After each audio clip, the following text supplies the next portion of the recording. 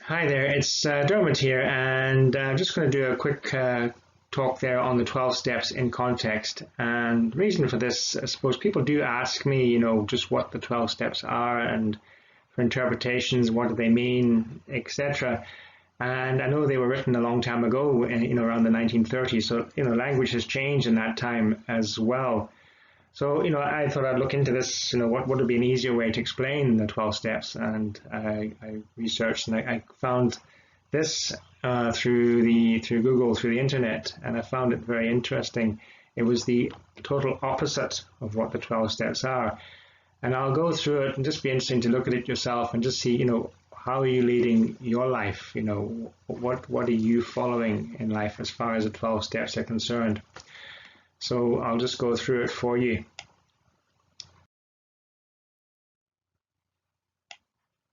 So just to introduce it, understand the 12 steps and how they apply to our lives by looking at how we are not functioning and doing everything the complete opposite.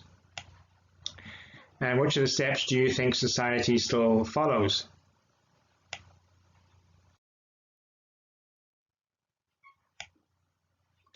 So step 1.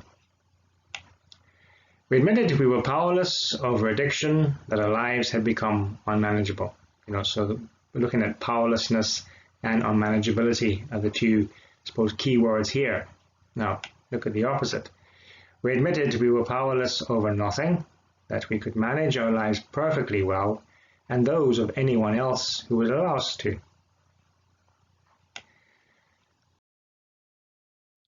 Step 2. Came to believe that a power greater than ourselves could restore us to sanity. So 3 key words here, coming to believe, power greater, and sanity. And the opposite of that, came to believe that there was no power greater than ourselves and that the rest of the world was insane.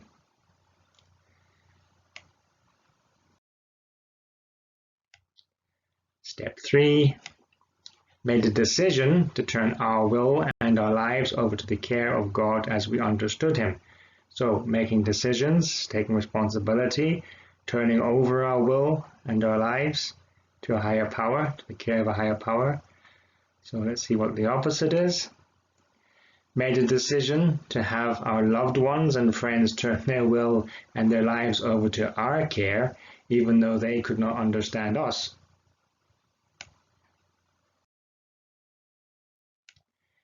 So step 4, made a searching and fearless moral inventory of ourselves. So keywords there, searching, fearless, and moral inventory of ourselves. Made a searching moral and immoral inventory of everyone we knew.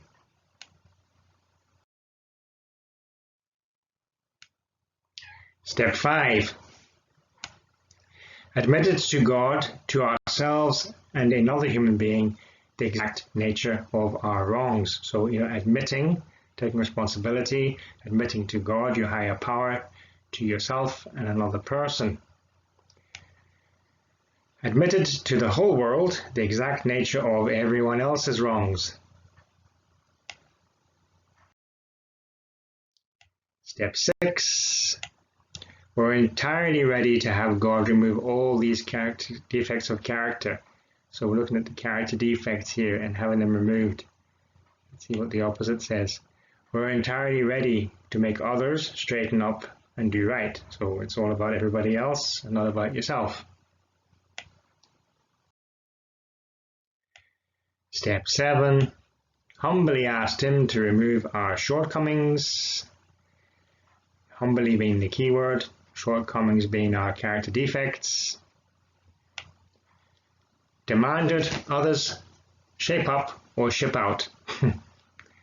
So it's complete opposite again. Step 8, made a list of all persons we had harmed and became willing to make amends to them all. So making a list of persons we had harmed and amends. Made a list of all persons who had harmed us and became willing to go to any length to get even with them all.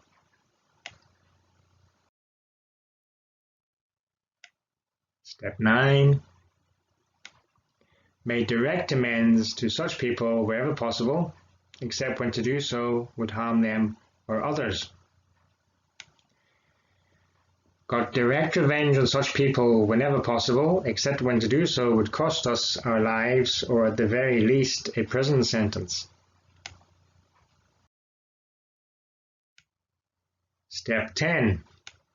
Continue to take personal inventory and when we're wrong, promptly admitted it. Continue to take inventory of others and when they were wrong, promptly and repeatedly told them about it.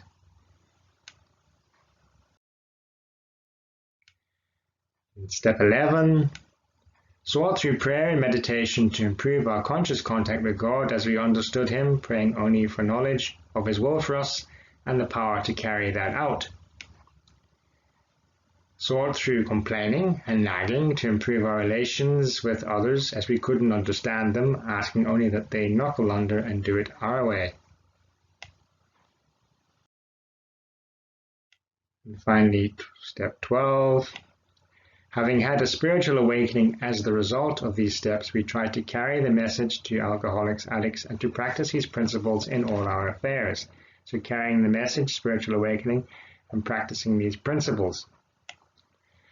Compared to having had a complete physical, emotional, rational, and spiritual breakdown as a result of these steps, we try to blame it on others and get sympathy and pity in all our affairs.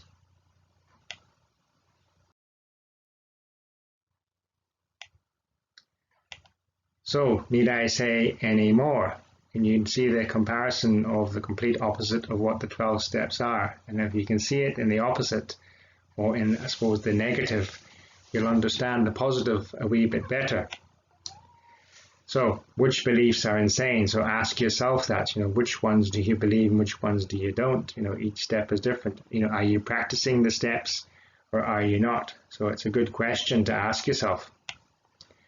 And it makes good sense, as I say, to be an alcoholic and addict in recovery. So if you look at it, society, as I said in the beginning, practices mainly on the other beliefs, and that's how society works. It's very much blaming and not taking responsibility, whereas the 12 steps are about taking responsibility and taking ownership.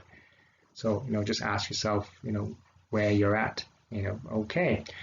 Well, I hope you enjoyed that, and I'll leave it at that, and I'll chat to you later. Okay, thanks. See you later. Bye-bye.